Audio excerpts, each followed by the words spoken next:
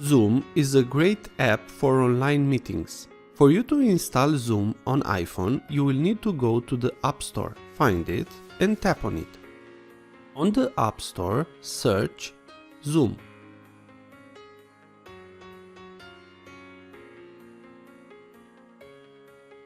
After you have found Zoom, tap on Get. It will ask you your password or your fingerprint. Complete the requirements. Now wait.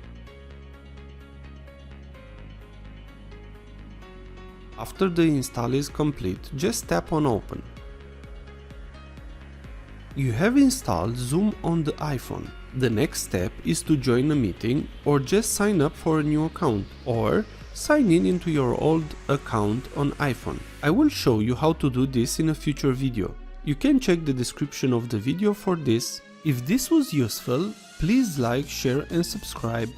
Also, if you have any questions, please ask them on the comments area below.